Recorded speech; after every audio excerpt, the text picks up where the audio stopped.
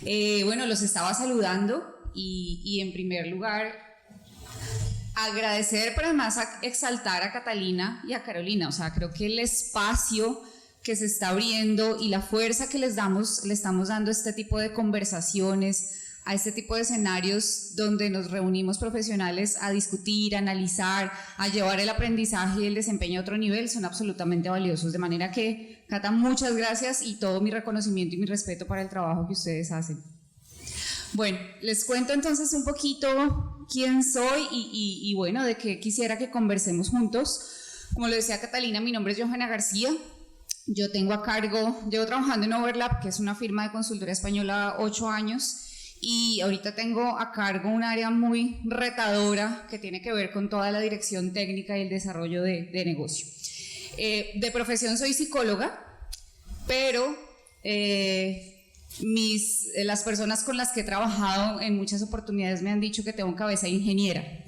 Yo no sé si eso sea bueno o malo para la psicología, pero tal vez por esa combinación de psicóloga y de muy orientada desde mi formación y desde mi vocación a las personas, pero también por la misma curiosidad. Creo que soy muy de proceso, muy esquemática, pero también por esa misma curiosidad de poder objetivizar y de poder cuantificar mucho de lo que hacemos en ciencias humanas.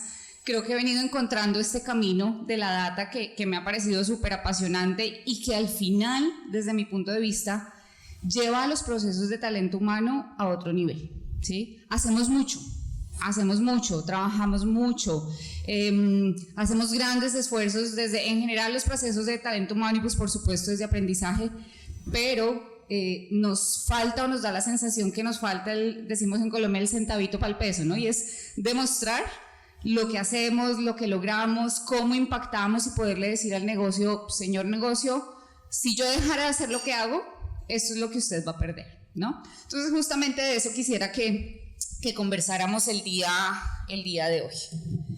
Bien, vamos a ver si esto creo que no está funcionando. Bueno, parece que no nos está funcionando. En términos generales y el objetivo de esta conversación es mucho más hacia el aprendizaje, pero la verdad es que muchas áreas de talento humano y a través de todos los procesos de talento humano han venido incorporando la analítica para conversar con el negocio, pero además para rediseñar productos, procesos y servicios, no solamente en función de cómo usualmente lo hacemos, que es válido, pero que cada vez le vamos alimentando un ingrediente adicional y no es solamente a través de la experiencia que tenemos, que está bien, no es solamente a través del benchmark que podemos hacer, que está muy bien, sino es en función de lo que nos dicen los datos que en las organizaciones tenemos por montones, ¿no? Y cómo desde ahí podemos tomar diferentes tipos de decisiones. Lo que trajimos acá y de manera muy concreta es, a lo largo del ciclo de vida del colaborador, podemos mejorar los procesos y servicios en función de la data. Lo podemos hacer. Desde identificar un perfil de éxito, ¿no? Cuáles son las características sociodemográficas, de antecedentes profesionales, del tipo de organizaciones en las que te has movido, qué tan lejos o cerca vives de la organización, es decir, identificar todas esas características que se asocian con resultados de éxito y devolvernos hacia selección y decir, estas son el tipo de características que necesito, por ejemplo, de una manera objetiva. Desde el punto de vista del proceso de inducción, la data nos permite entender qué es lo que realmente aporta valor en un proceso de inducción, ¿no? A veces llenamos a la gente de un montón de contenidos que no necesariamente ayudan a que se acelere esa curva de desempeño y que se llegue al punto del equilibrio en el proceso de desempeño. Desde crecimiento del empleado, saber cuáles son las competencias realmente críticas, ¿no? Que sí aportan valor, y pues por no barrerlos todos, uno que me parece súper valioso, que hoy en día cobra mucho peso, sobre todo cuando hablamos de talento clave y de talento muy específico, y es identificar cuáles son las razones por las que hay fuga de talento, por ejemplo, y predecir de manera anticipada, valga la redundancia, por qué se nos va la gente. Entonces al final, fíjense que la data nos puede llevar a elevar a otro nivel justamente nuestros procesos de talento humano. Pero me voy a hacer doble clic mejor en lo que tiene que ver con aprendizaje. Y los voy a invitar a que hagamos una primera participación. Escaneamos el código y quisiera que desde el rol que ustedes desempeñan hoy, socialicemos un poco, ya adentrándonos en el mundo del aprendizaje. ¿Cuáles son esos 3 grandes desafíos que hoy ustedes están enfrentando como líderes de aprendizaje? ¿Dónde están esos retos? ¿Cuáles son esas, no lo quiero llamar dificultades, más bien oportunidades que nos está poniendo el negocio en nuestro día a día en torno al aprendizaje? ¿Vale? Aquí de todas maneras está nuevamente el código, si alguien tiene dificultad para entrar. Lo vamos a resumir en 3 palabritas, ¿vale? Vamos a hacer aquí una nube de palabras un poco para ir entendiendo esos retos. ¿Todos ya pudimos entrar? Vale. Ok.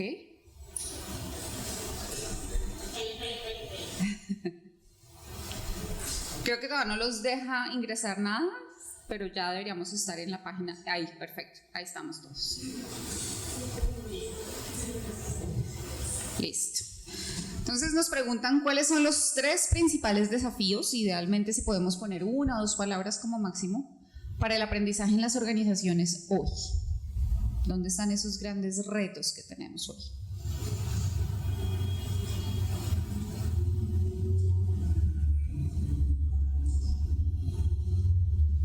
Ok, ya estamos por aquí.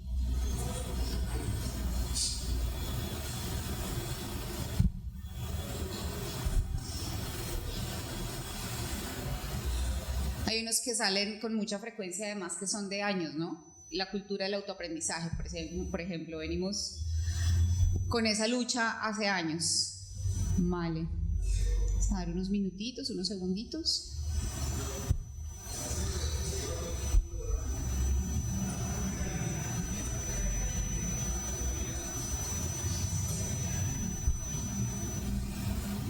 Ok. La rotación pareciera ser un dolor más frecuente que algunos otros.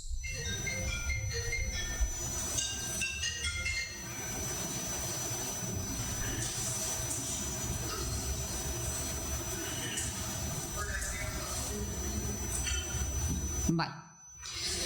Fíjense cómo salen cosas que podemos ir categorizando y dolores sin duda comunes. Sale muy frecuente allí el tema de rotación, ¿no? Creo que es una realidad organizacional y que va a dejar de ser un problema a convertirse justamente en eso. Es algo con lo que vamos a tener que vivir y algo que tenemos que aprender a gestionar muchas veces más que incluso tratar de eliminar. Y entiendo que la rotación se nos vuelve un reto de aprendizaje porque tenemos que ir a una velocidad brutal, ¿no? Buscando justamente garantizar ese conocimiento de quienes rotan. ¿Qué más tenemos por acá que sea común? Temas pedagógicos, entiendo yo que tiene que ver con la forma y con garantizar desde la pedagogía que mejoremos el desempeño. Por allí me gusta temas de reskilling y upskilling, ¿no? Todas las organizaciones hoy en día están pensándose y repensándose hacia su futuro. Por aquí alguien ponía, bueno, temas digitales, credibilidad, cultura de autoaprendizaje. Me pareció ver esta orientación al resultado, cómo logramos el impacto en el resultado. Retorno a la inversión, que siempre nos lo han pedido, ¿no? El santo grial. Muéstrame qué tanto de lo que estoy invirtiendo en realidad está impactando mi negocio. Medición del impacto. Vale, creo que tenemos muchos y vamos a tratar de ver si desde aquí podemos por lo menos responder a algunos de ellos. Si uno pudiese agrupar esos retos que ustedes han mencionado hace un momento, yo creo que podríamos hacer estas 3 grandes categorías. La primera de ellas, y lo mencionaban allí, no hay ninguna organización hoy que no esté hablando de crecimiento exponencial, de nuevos modelos de negocio, ¿no? De trabajar en un entorno diferente, de ser más competitivos, de abrir nuevos mercados. Y aun cuando eso es un tema del negocio, es nuestro tema, ¿no? No es tema de negocio, es nuestro tema.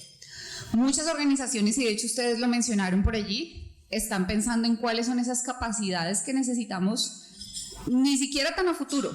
¿Cuáles son las capacidades que hoy tenemos que garantizar para hacer mejor nuestro trabajo y para ocupar el lugar que esperamos ocupar, ¿no? Por otro lado, mencionaban ustedes, por ahí vimos un par de comentarios al respecto, hoy nos piden hacer más con menos. Los presupuestos cada vez de las áreas de aprendizaje se recortan más y se van a seguir viniendo a menos. Es una realidad. Los headcount no van a crecer, ¿sí? No es tan fácil decir, quiero una persona más o necesito 3 personas más. No va a ser tan fácil, ¿no? Entonces hay un reto importante, ya no solamente desde la evolución y cambio de las organizaciones, sino desde la operación eficiente de las áreas de aprendizaje. Y finalmente, y lo asocio mucho con lo que ustedes mencionaban de pedagogía y metodologías, probablemente hoy más que nunca tenemos dentro de las organizaciones tal diversidad en nuestras audiencias que nos exige un reto desde la personalización. Tenemos muchas edades, muchas preferencias desde el aprendizaje, un montón de colectivos con una serie de características también desde la madurez digital diferentes. Entonces, hoy, si en realidad queremos ser un área centrada, una función centrada en nuestro usuario y hablar de experiencia de aprendizaje, hay un reto grandísimo desde el punto de vista del conocimiento de nuestras audiencias y desde la personalización. Creo que esto en una u otra medida recoge buena parte de lo que ustedes manifestaron hace un ratito, ¿no? 3 grandes desafíos. Ahora, estos desafíos en últimas, ¿qué nos exigen a nosotros como áreas de aprendizaje? Y fíjense que de momento, y quisiera como ir poniendo post-its para que nos los llevemos. De momento, cuando hablamos de analítica, todavía no estamos llegando al mundo de los científicos ni los ingenieros de datos. Estamos hablando de cuáles son los retos y desafíos de nuestro negocio y cómo la analítica la podemos poner al servicio de ellos. Desde el primer reto, desde el reto asociado a la evolución y el cambio de los negocios, lo que esperamos o lo que esperan de nosotros es que impactemos los resultados garantizando esas capacidades. Eso es lo que espera de nosotros el negocio, que sepamos y nos adelantemos a qué es lo que hay que desarrollar y que logremos impacto en ese desarrollo. Desde el punto de las eficiencias, lo que está esperando de nosotros el negocio es justamente que gestionemos esos recursos con eficiencia, pero que no disminuyamos impacto. ¿Sí? Para el negocio no necesariamente es tan aceptable, te voy a impactar a menos gente o con menor calidad, ¿no? Tienes recursos, gestiónalos de la manera más eficiente. Y finalmente, desde el punto de vista del engagement del participante, el desafío es necesitamos generar y diseñar experiencias realmente de impacto. Y quiero que se apunten por ahí súper subrayados estos 3 elementos: impacto en el negocio, eficiencia y engagement del participante, porque vamos a ver 3 casos, ¿no?, reales donde a través del Data Analytics en el aprendizaje hemos podido conectar con estos 3 retos y con estos 3 desafíos. Y aquí me gustaría, antes de avanzar, teniendo en cuenta, y si estos retos les hacen sentido o los ven muy alejados de su realidad, más o menos hacen sentido. Con ese mindset en el front, ¿qué tanto los datos que tenemos hoy en nuestras áreas de aprendizaje, de learning, de desarrollo, nos permiten tomar decisiones y acciones para enfrentar esos retos? ¿Lo podríamos hacer hoy? Seguramente sí, seguramente más o menos. ¿Quién hoy se siente lo suficientemente en una madurez de sus datos, o ya lo está haciendo, que también seguramente hoy sucede, para tomar decisiones frente a los desafíos del negocio, la eficiencia de la operación y las experiencias de aprendizaje? ¿Alguien que se anime?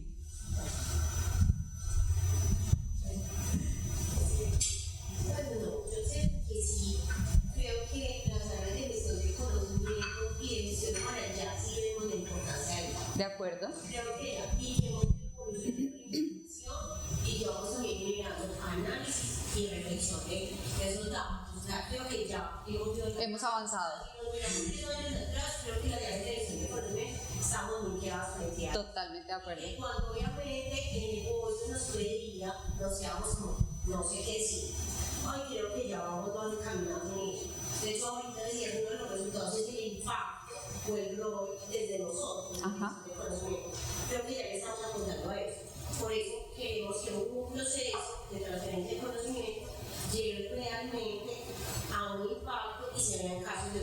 negocio. De acuerdo. Y estamos viendo esos casos de uso que están rentables, además, puede ser para el negocio. Entonces yo creo que sí vamos en el camino. De acuerdo. Ahora, hoy estemos como otras áreas de negocio y compañía que sí se acostumbraron desde hace mucho tiempo a revisar la data, a analizarla, a hacerle la minería que es y a generar cambios y transformaciones rápidas con esa data. Creo que todavía nos falta en el camino. Pero sí siento que ya nosotros sí vemos eso que tú dices y por ello creo que esos desafíos salieron así tan rápido. Es porque sí tenemos ya, de una u otra manera, ya sí estamos contabilizando y analizando ciertas cosas de las que hacemos y antes nos quedábamos muy cualitativos. De acuerdo, de acuerdo. No solamente es de la sensibilidad, sino ya hemos dado pasos en un nivel de madurez. Estoy totalmente de acuerdo contigo. Muchas gracias. No, exacto. Bueno, yo ya estoy trabajando independiente, pero una de las cosas que más me ha llamado la atención este año calendario, trabajando con varios que sobre temas de medición, de valoración de datos, la gente de aprendizaje me ha dicho, no, es que no me comparten los datos. Bueno, tenemos un problema, es que no son tus datos. Ajá. Mis datos son nuestros datos para mejorar la operación. Y quedé tan impresionada por ese comentario que me llegó en más de un momento de una empresa que pues lo tengo muy presente todavía. Yo creo que además de tener o no tener los datos, estamos en un proceso cultural. De cosa para todos y no tus datos, mis datos, o si yo tengo tus datos es peligroso porque algo pueda pasar. Tal cual, tal cual. De fondo, y muchas gracias por tu comentario, porque además conecta un poco con lo que viene y es, hay un desafío cultural en todo esto, ¿no? Porque desafortunadamente en muchas de nuestras culturas, tener datos, tener información, es tener poder. Y sentimos que en la medida que compartimos los datos, estamos cediendo poder, estamos mostrando vulnerabilidades. Hay en realidad tres grandes elementos que justamente son la raíz de este desafío, de que no podamos necesariamente estar en el nivel de madurez que están otras áreas dentro de la organización, o que tengamos que estar haciendo esa lucha interna todo el tiempo para conseguir los datos, para conseguir la información, y que al final del día nos dejen un poco, ¿no?, a mitad de camino en esa toma de decisiones relacionada con datos. Y hay tres elementos que ustedes, o un par que acaban de mencionar, y yo les traigo otro adicional. El primero, y creo que lo mencionábamos por allá atrás cuando tú decías, es que hace 10 años de pronto lo hacíamos de una manera y hoy lo hacemos de otra. Desde las áreas de aprendizaje nos pasa mucho que nos enfocamos en una analítica descriptiva. Y al final la analítica descriptiva es contar lo que pasó, ¿no? Cubría tantas personas, ejecuté tanto presupuesto, trabajé con tales partners, la satisfacción fue de esta u otra manera. Y si se fijan, estamos hablando de indicadores un poquito más operativos y tradicionales de la formación. Pero en esencia, esto es un tema de visión, ¿sí? De ver el área de aprendizaje no solamente como un área que de manera anecdótica cuenta cómo le fue, sino de entender que podemos tomar decisiones. Primera raíz o primera causa que tenemos que analizar para seguir evolucionando es la visión. El segundo elemento, y este lo vamos a desgranar durante el resto de la conversación, tiene que ver con qué tanto nos hacemos realmente preguntas relevantes para el negocio. ¿Y a qué me refiero con esto? Y creo que ahí las áreas de aprendizaje y de talento humano han hecho una evolución muy, muy interesante.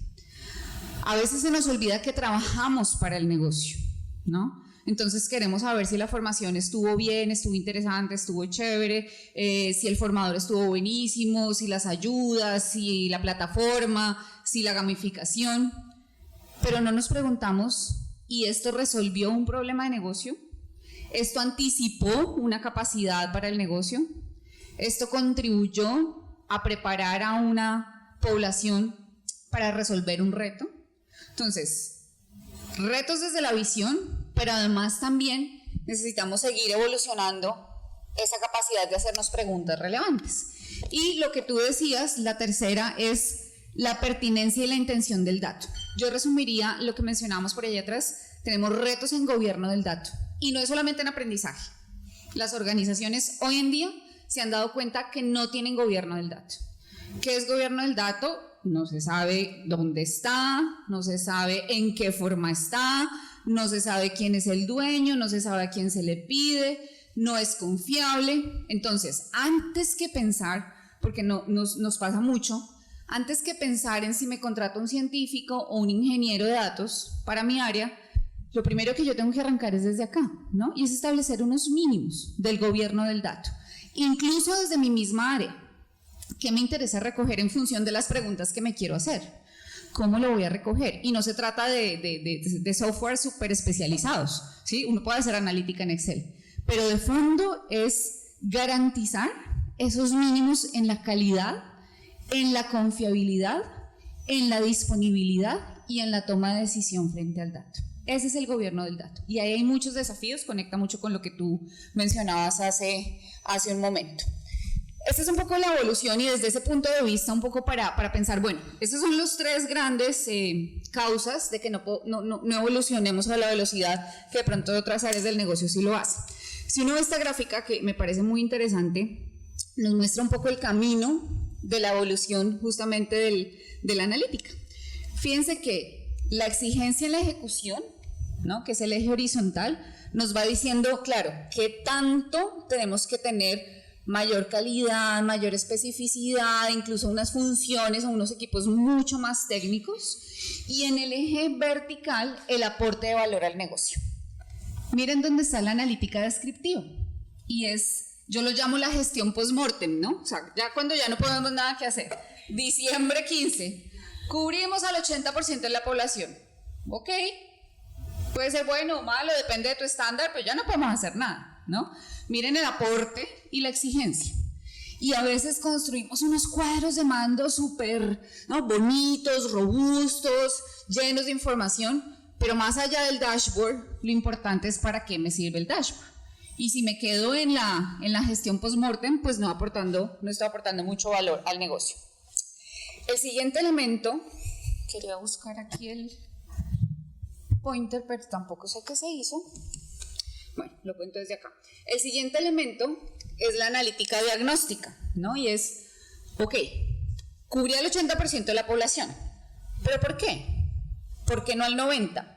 ¿O por qué no al 70%? ¿Por qué no alcancé a llegar al resto si es que quería llegar al resto?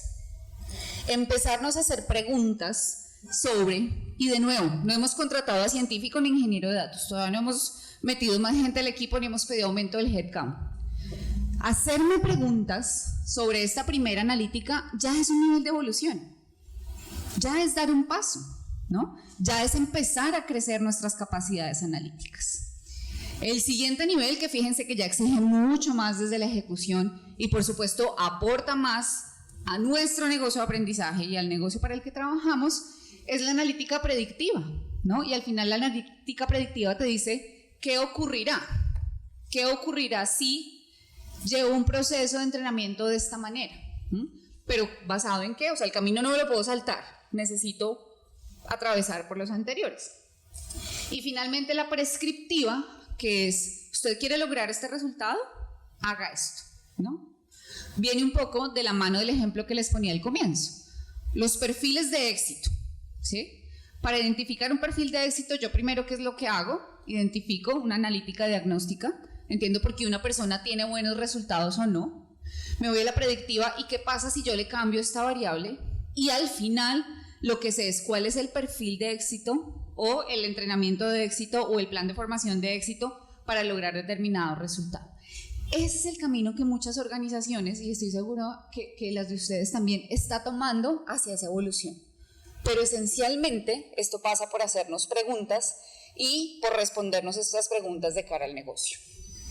Hace un momento les decía que recordáramos estos tres grandes elementos porque nos parece interesante contar, ¿no?, cómo cada uno de estos tres desafíos se puede responder desde el mundo de los datos. hago una paradita. ¿Cómo vamos? ¿Bien? Vale, listo. Entonces seguimos. Creo que vamos bien de tiempo también. Vamos a conocer un primer ejemplo de cómo la analítica nos ha ayudado a responder una pregunta de negocio, ¿vale? Algo que es relevante para el negocio. Y aquí hay dos elementos que ustedes van a ver de manera transversal en los 3 casos de éxito que vamos a ver y que de hecho al final los vamos a retomar y que es una cosa que quisiera que se queden para sus procesos de evolución de la analítica dentro de las áreas de aprendizaje y de gestión de conocimiento que ustedes manejan. La primera, fíjense que arrancamos de algo súper valioso y súper potente y es una pregunta de negocio. Ahora al final de hecho vamos a hacer un ejercicio. Y el segundo elemento es una hipótesis y aquí ya les voy dando tips muy concretos. Cuando ustedes quieran emprender un proyecto de analítica de aprendizaje o de cualquier proceso de talento humano, estos son 2 ingredientes que no deben faltar. Una pregunta de negocio y una hipótesis asociada. Porque son la pregunta de negocio y la hipótesis asociada la que nos dice qué tipo de datos necesitamos recoger, no al revés. A veces emprendemos el camino al revés. Tenemos un montón de datos y decimos, bueno, ¿qué podemos sacar de acá? ¿No? Vamos a analizar toda esta data que tenemos un montón. Llevamos 10 años registrando en nuestro LMS o en nuestro, lo que sea, ERP. Vamos a ver qué nos dice esta data, ¿sí? Yo los invito a que hagamos el switch, que arranquemos desde la pregunta de negocio, que nos planteemos una hipótesis y luego desde ahí sí vamos a ver si la data nos responde o no a esa hipótesis. Que no tenemos los datos hoy, ok. Pero entonces desde esa hipótesis sabemos qué datos tenemos que empezar a recoger y luego responder, ¿vale? Primera pregunta de negocio, que se hacía un negocio, una cadena de retail grande en Colombia, que había declarado desde su estrategia organizacional convertirse en una organización centrada en el cliente, ¿vale? Y desde esa declaración, su principal indicador de éxito o no éxito era el NPS, ¿sí? El Net Promoter Score. Desde ahí, el área de aprendizaje se hizo la siguiente pregunta. ¿Cuál es el nivel de contribución del entrenamiento que yo hago a algo que es relevante para el negocio? El NPS, ¿sí? Por ponerlo simple, ¿qué tanto de lo que yo hago suma a lo que es importante para el negocio? ¿Mal? Y desde ahí surgieron algunas hipótesis, por supuesto en este ejercicio hay una iteración, pero al final la hipótesis más afinada fue el contenido de la formación, las metodologías, la duración, en realidad tienen algún tipo de correlación, en este caso se planteaba una correlación positiva con un buen NPS en el punto de venta. Esa es la hipótesis, ¿se acuerdan cuando en el colegio no les enseñaban el método científico? ¿No? Esto es literal el método científico. Me lo pregunto y establezco una premisa, que de momento es una premisa que yo creo cierta, pero que voy a ir a probar con los datos. Esta organización dijo, pues yo creo, el área de aprendizaje puntualmente, yo creo que los contenidos que yo entrego, la duración, las metodologías impactan en el NPS del negocio. Al final, después de todo el ejercicio, se obtuvo un modelo, ¿vale? Un modelo basado en analítica diagnóstica y en analítica predictiva, que lo que permitió fue, y me voy a remitir a esta partecita de abajo, que el área de aprendizaje le dijera al negocio, señor negocio, yo le contribuyo en un 24% de su NPS.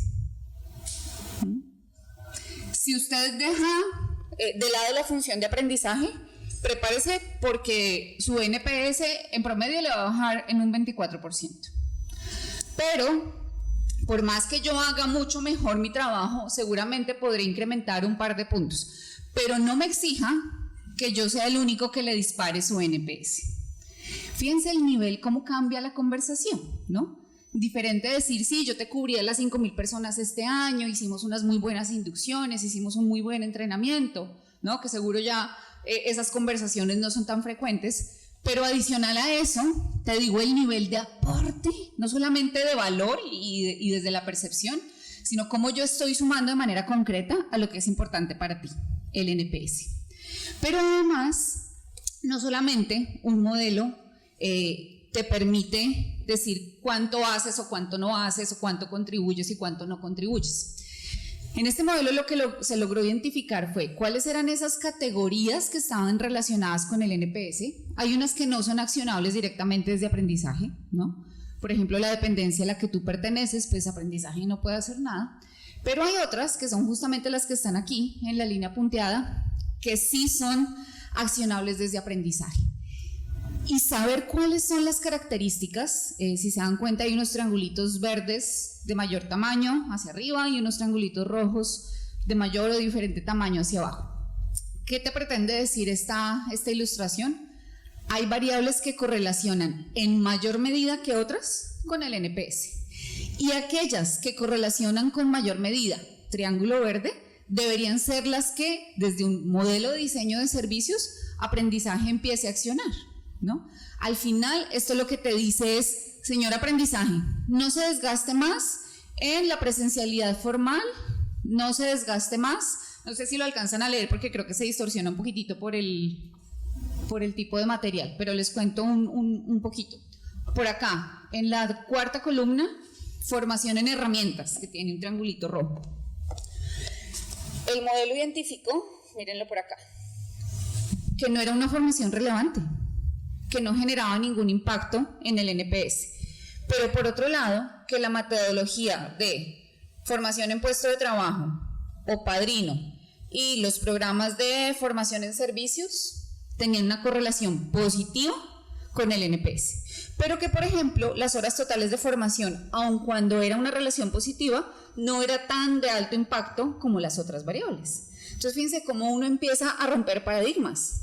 Al final, no necesariamente la cantidad de horas es una variable que te condicione el desempeño. Solamente que aquí le está sumando ese ingrediente objetivo a algo que seguramente de manera, por la experiencia, ya hemos venido sospechando.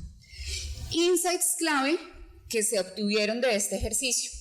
Lo primero, señor negocio, yo le puedo decir que sí le sumo. Y no porque yo lo creo, ni porque la gente diga que las formaciones son muy buenas, porque lo estoy evidenciando a través de un modelo. 2, esa desmitificación que les decía, por ejemplo, la cantidad de horas. Y finalmente, desde aquí se toman decisiones de hacia dónde enfoco mis esfuerzos como área de aprendizaje. Bien, segundo caso de éxito. Señora. Claro, por supuesto, por favor. Es que obviamente mi cerebro empezó como a procesar. sí, y chévere, me encanta el modelo, me gusta mucho y es que me puedo dedicar contigo a hacer. Claro que sí. Me encanta. Pero ahí me quiero poner algo, pero para nosotros dentro de los créditos, y es eso. Nosotros nos hemos dado mucho en transferencia de conocimiento. Ok. O sea, y creo que este tipo de información nos dice, venga, obviamente no van a hacer las obras, porque yo te puedo tener un apuesto, y si tu mente está en otro mundo, yo puedo decirte, lo formé 500 horas, 200 horas, pero si esa persona no quedó con nada, ahora, sumado a eso, ustedes saben que esto es una verdad fatal, que la formación, si no se pone en acción, no pasa nada. De acuerdo. Entonces, yo creo que eso es un llamado clave de nosotros, es cómo llevamos esto que la gente no toma práctica, no toma más o menos. ¿Qué pasa con las herramientas y los aplicativos que te sale el triangulito verde? Y es que, claro, nos acabas de enseñar un aplicativo que alguien va a utilizar, y sí o sí le tocó ponerlo en acción. Entonces, claro, yo mismo va a mostrar resultados porque lo tienes que poner en acción, pero sobre todo con las ahí hay mucha brecha porque es más difícil que la gente la ponga en acción. Y a mí me pasa mucho con los proyectos de liderazgo. Pero es que mira, parece que no vio nada. Bueno, señor. Entonces, muchas gracias. Entonces, mira, desde ahí yo siento que pasa algo y es, si no lo pones a liderar realmente, él no va a poder poner en práctica lo que le acabamos de transferir. De acuerdo. Entonces, me encanta esto porque nos lleva a nosotros a decir, venga, esto no es de horas, ya empecemos a bajar esos mitos que tenemos. 2, esto no es solo transferencia de conocimiento. 3, tenemos un problema de cultura de aprendizaje, sobre todo en América Latina. Creo que aquí estamos la gran mayoría de Latinoamérica, no nos enseñaron a autoestudiar. Nuestros procesos de educación desde infancia, adolescencia fueron todavía: aquí hay una figura de autoridad, los demás solo ponemos atención, hagamos caso. Eso mismo nos pasa en el mundo de las organizaciones, a los que estamos en organizaciones, pero cuando vamos a preguntar qué les quedó, la gente no sabe. Entonces creo que esta data sí nos permite ver, pues primero cómo se impacta el negocio, segundo cómo lograr que el negocio sí sea sponsor, porque lo que decías ahorita, y ahí sí, perdón si me pongo el sombrero negro de uno, es: sí necesitamos presupuesto, sí necesitamos plata, no podemos seguir siendo la cenicienta de ay, no, a todos les dan menos a mí, porque no, venga, yo sí necesito presupuesto para poder generar buenas alianzas, poder tener otros proveedores diferentes dentro del área. Entonces creo que ahí sí tenemos que empezar a movernos desde ahí, y que esto nos lo muestra a través de un modelo impecable, y que también nos dice: pilas, esto tiene que llevarse, y qué rico que dentro del modelo se pongan casos de uso para que la gente diga: venga, esto lo pusieron en práctica y genera estos resultados. Total. Perdón que te interrumpí ahí, pero Para nada. estaba con la mente ahí como chévere decir esto. De eso se trata el espacio, y muchas gracias por tu intervención. Creo que esto debe ser una conversación. Totalmente de acuerdo contigo. Aquí hay un elemento muy importante que me lo ha dado la experiencia, y es: el modelo por sí solo no es magia. El modelo te muestra unos datos, pero es el equipo de aprendizaje, el equipo de desarrollo, el equipo de conocimiento el que empieza a retar sus procesos desde el modelo, ¿sí? El que empieza a cuestionarse, a decir: pues bueno, vamos a dejar de apostarle a A y la vamos a apostar a B. Pero es de ahí desde donde sale la potencia para el rediseño de estos procesos y servicios. Y tal cual como tú lo dices, es más fácil con esto decir: pues si usted me va a bajar presupuesto, en vez de ajustármelo, estos resultados, pero ya de manera objetiva, van a bajar, ¿sí? Pero es una conversación en otro nivel, más allá de, como tú lo dices, la cenicienta: por favor, es que es importante el aprendizaje. No, nos quedamos en una conversación que puede ser un poquito vacía. Segundo caso: eficiencia del área de aprendizaje, justamente. La pregunta de negocio: esta compañía, una compañía importante del sector de banca, un banco pues multinacional, y con unos presupuestos muy chéveres, muy interesantes para invertir. Y esta compañía tenía, de cara a su estrategia upskilling, había decidido comprar las plataformas más prestigiosas de contenido del mundo, ¿no? Harvard Business Review, Creana, algunas más especializadas, muy importantes y bastante costosas, ¿no? Pero se empezaron a hacer preguntas en torno a esas inversiones. La pregunta de negocio es: ¿qué tanto este presupuesto que estamos invirtiendo, que no era bajito, no era chiquito, en realidad en esa compra de contenidos, en realidad está impactando las capacidades clave? Ojo acá, que la pregunta de negocio no era si la plataforma es buena o es mala, ¿no? Porque todas sin duda son muy, muy buenas. Pero la pregunta es: ¿esas plataformas me están dando el contenido que la gente necesita de cara a sus procesos de upskilling? ¿Me está sumando? Y la hipótesis con la que se partió de este ejercicio fue: pues la compra de contenidos en esas plataformas de prestigio impacta de forma positiva el desarrollo de esas capacidades de futuro. Esa fue la hipótesis de comienzo del ejercicio. Sí, yo creo que estas plataformas en realidad me están apoyando en mi estrategia de upskilling. ¿Qué nos dijo el modelo, mis queridos amigos? Que solamente el 18% de los objetos de aprendizaje de la plataforma más costosa que estaban pagando se asociaban con los skills de futuro. El 18%, ¿sí?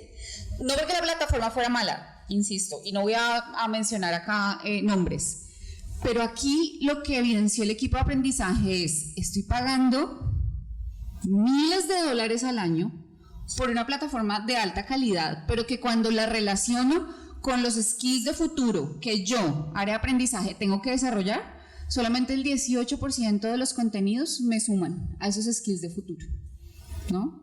Un hallazgo bien interesante. Insights que salen de este ejercicio. Lo primero, la cuantificación real del impacto o el aporte de todas estas compras en plataformas a lo que en este momento era relevante, los skills de futuro. 2, y esta me gusta mucho, nuevamente, desmitificación. A veces tomamos, yo creo que cada vez menos, pero a veces tomamos mucho decisiones basadas en el mito, ¿no? Entonces, tal plataforma todo el mundo dice que es buenísima, o tal proveedor, o tal persona, o tal lo que sea, no, todo el mundo me la referencia, buenísimo, ¿vale? Pero tal vez es buenísimo en otro escenario, o para otras necesidades, pero para ti no necesariamente es buenísimo. Y aquí pudimos desmitificar esa creencia. Y finalmente, derivado de esto, hubo 2 cosas interesantes. La primera, por supuesto, se reenfocaron la inversión de los presupuestos en la compra de determinadas plataformas, pero además se invirtió el poder de la negociación. Una de estas plataformas, o sea, estas plataformas de tanto prestigio, pues tienen el poder y te dicen, yo valgo esto, y valgo esto, y si me lo pagas, pues está bien, y si no, también.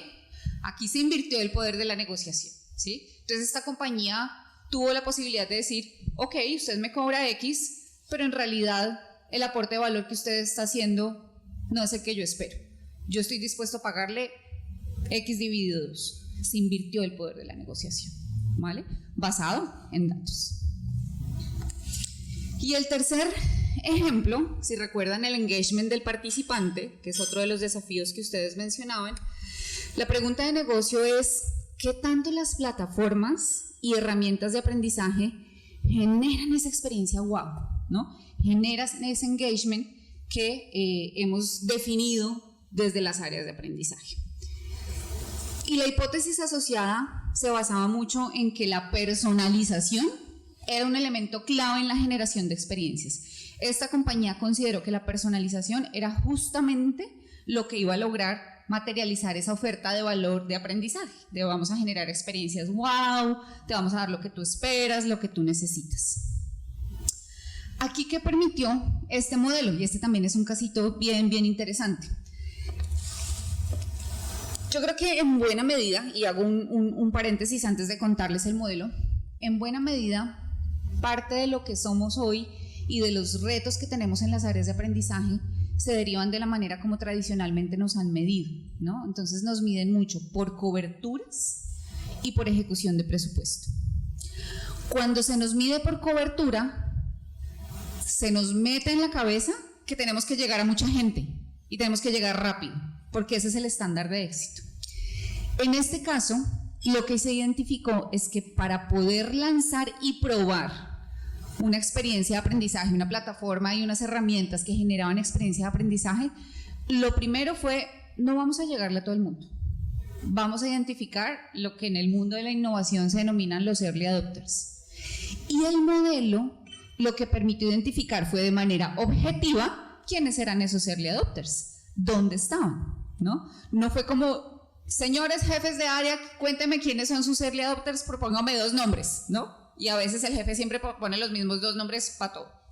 Aquí lo que hicimos fue identificar cuáles eran las características de esos early adopters y además identificar cuáles eran las características que esos early adopters valoraban en una herramienta, en una experiencia de aprendizaje basada en tecnología.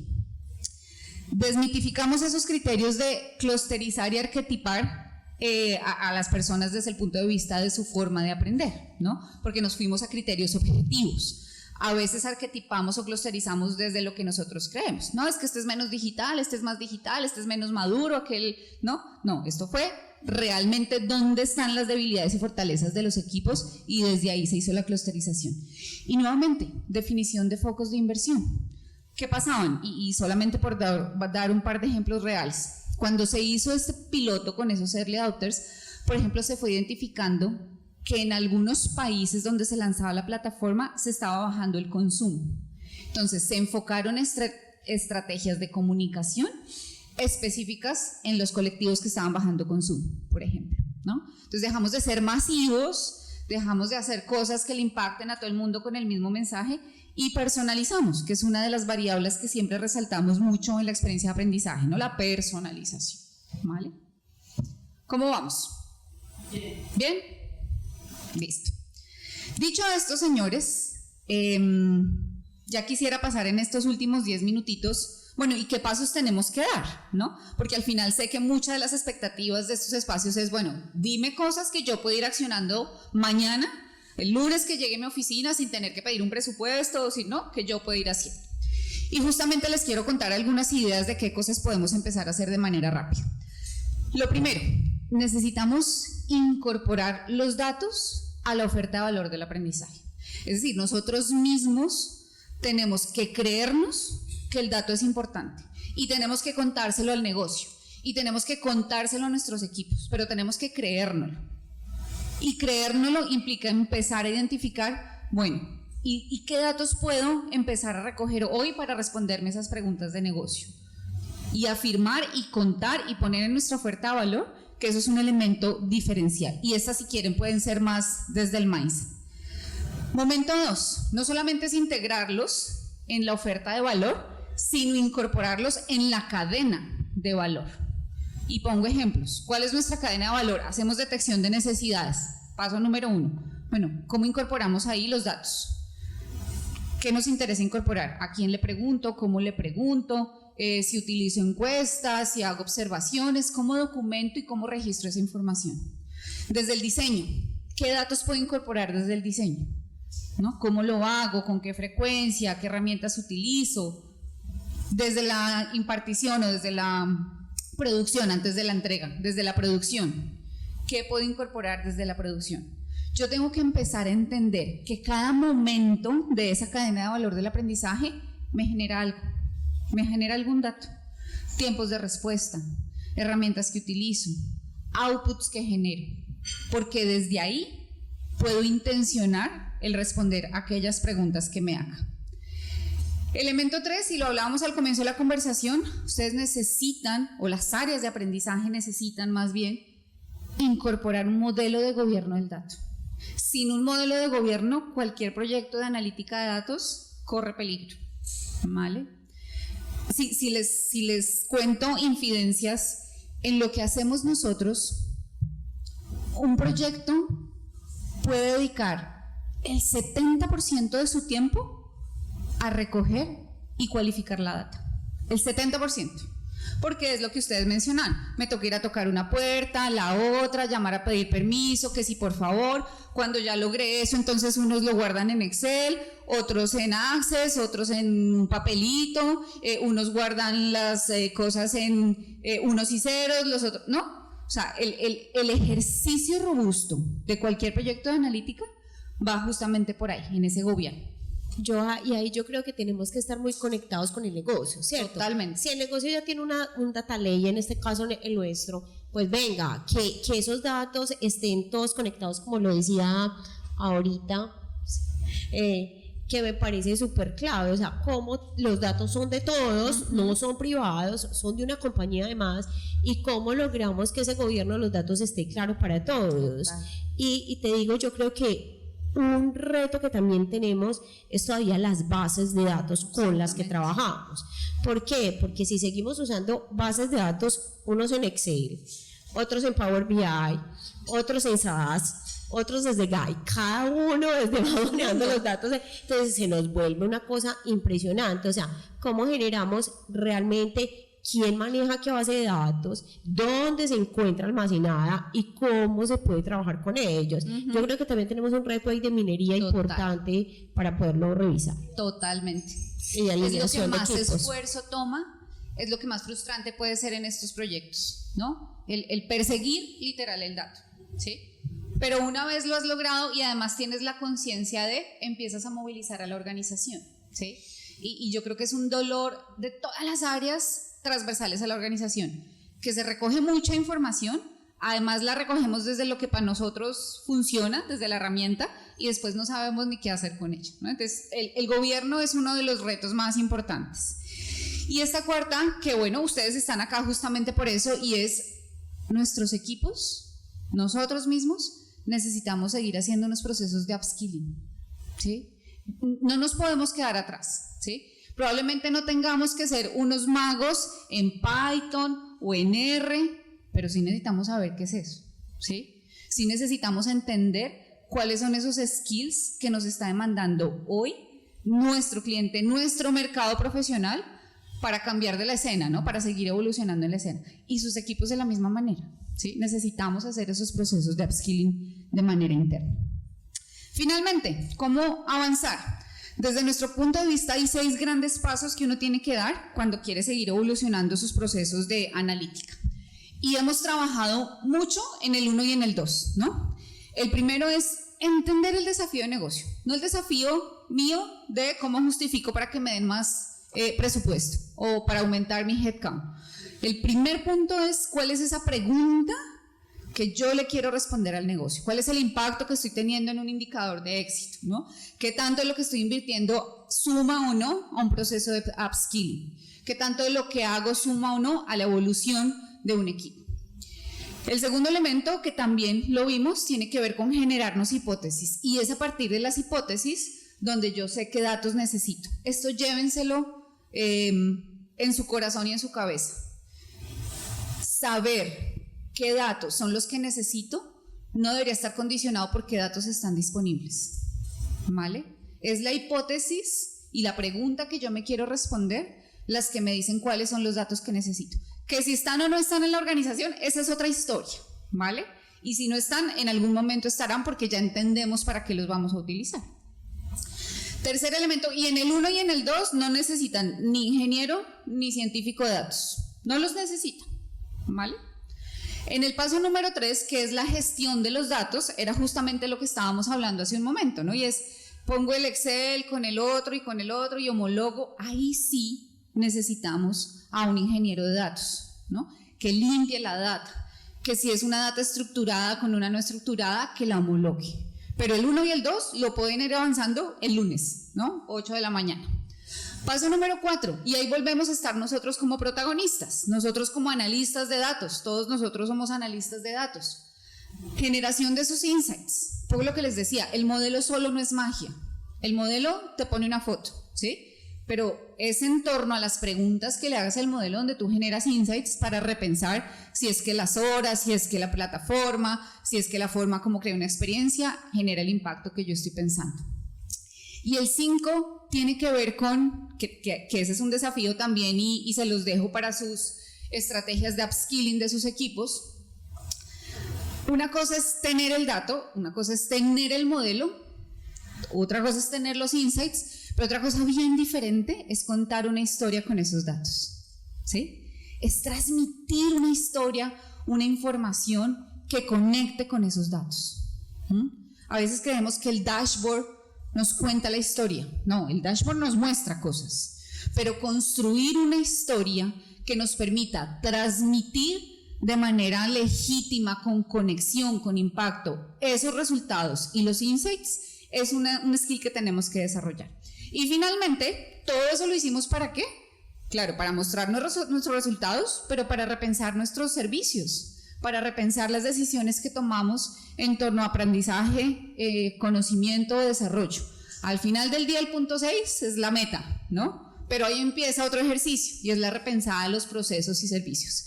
Insisto, salvo probablemente el 3, donde necesitan un perfil muy técnico, un ingeniero y un científico, en el resto podemos hacerlo solos. Es decir, no necesitan aumentar su headcount, ni contratar, ni hacer grandes inversiones, porque mucho de esto ustedes lo pueden hacer como en su rol del día a día. Y para finalizar, quiero que se lleven cómo plantear una buena pregunta de negocio, ¿vale? Que es el inicio de todo este proceso. Una buena pregunta de negocio tiene 3 elementos clave. Y ya vamos a ver ejemplos y vamos a cerrar con un ejercicio. Creo que el tiempo nos da. El primero, drivers específicos. ¿Qué son drivers específicos? Esas cosas que yo quiero probar sobre las cosas que me quiero preguntar. 2, el segmento target. ¿Sobre quién me lo quiero preguntar?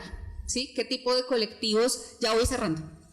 qué tipo de colectivos están relacionados con estos drivers y finalmente cuál es el desafío que quiero testear. Y aquí está un ejemplo. El proceso de onboarding, ese es el driver, ¿cierto? Eso es sobre lo que yo me quiero preguntar.